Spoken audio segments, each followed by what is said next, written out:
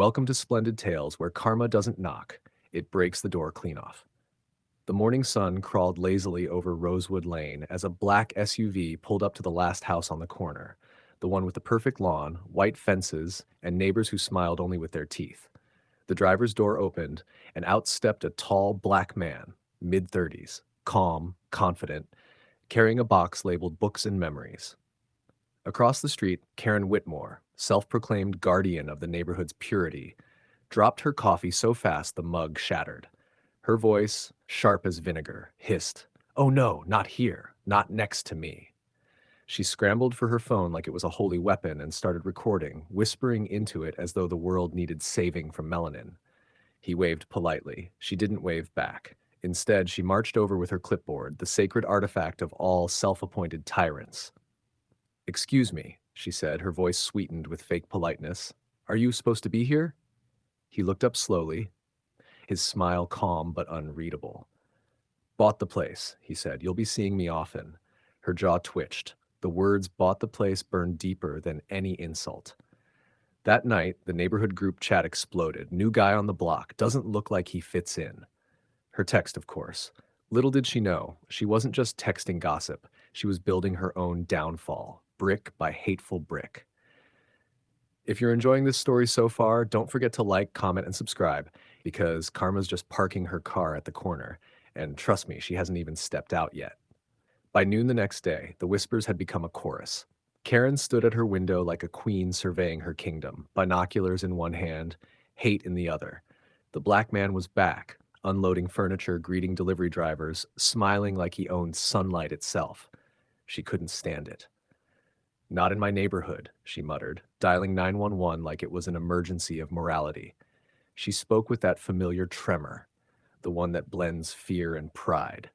"There's a suspicious man breaking into the house across the street." Minutes later, sirens wailed. Karen smirked. The neighborhood peeked through blinds, expecting the usual scene, but the moment the officer stepped out, something cracked in the script.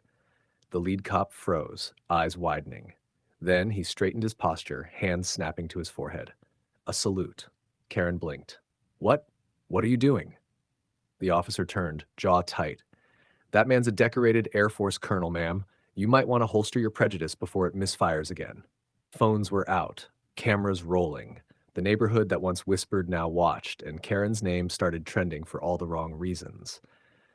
The black man simply smiled, carried another box, and said softly, "You called the wrong army today." If you're still watching, don't forget to like, comment, and subscribe, because humiliation just got promoted to major rank. 3 days later, Karen's name was the internet's favorite punchline. Every scroll, every comment, every meme carried her face, wide-eyed, shocked, mid-stutter, frozen in her own downfall. HOA Karen calls cops on black homeowner, gets saluted instead. The headline became her morning alarm, her evening lullaby, and her worst nightmare in between. Her phone rang nonstop, reporters, angry neighbors, and that one HOA member who'd always secretly hated her. The board called an emergency meeting, not to defend her, but to dissect her. Every arrogant email, every racially coded complaint, every smug note she'd ever written was printed and passed around like crime evidence. "Karen, your actions have embarrassed this community," the president said, voice tight. "Effective immediately, you're suspended from all HOA duties." Her clipboard, her symbol of power, was taken from her trembling hands. They fined her too, a number big enough to sting her pride and her pocket. The worst part, she had to organize 3 public inclusion events to repair her damage. Community service as punishment. She could feel every neighbor's smirk like a pinprick to her ego. From her window, she watched Colonel Hale mowing his lawn, peaceful, unbothered, still shining like Karma's favorite son. If you're enjoying this story, don't forget to like, comment, and subscribe, because the final act isn't about revenge anymore. It's about what happens when the devil learns humility the hard way. Months slipped by like slow confessions. Rosewood Lane, once stiff and silent, began to breathe again. Children laughed where whispers used to live. The air no longer smelled of judgment, only barbecue smoke and blooming jasmine.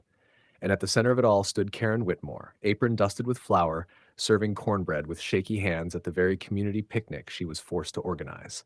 Her smile wasn't perfect, but it was real. The same neighbors who once feared her clipboard now waved at her with cautious warmth. Every thank you she heard pierced her pride, polishing it into something resembling grace. Across the park, Colonel Hale stood quietly by the grill, tall, calm, unbothered.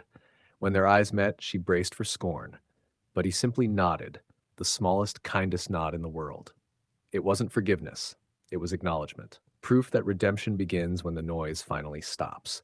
The cameras were gone now, but the lesson stayed. Her downfall had become her cure.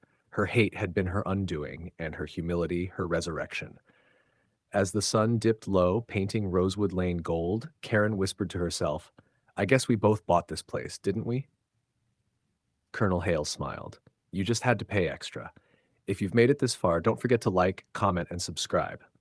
Because here at Splendid Tales, we remind you, karma doesn't rush. It arrives fashionably late, but always, always dressed for justice."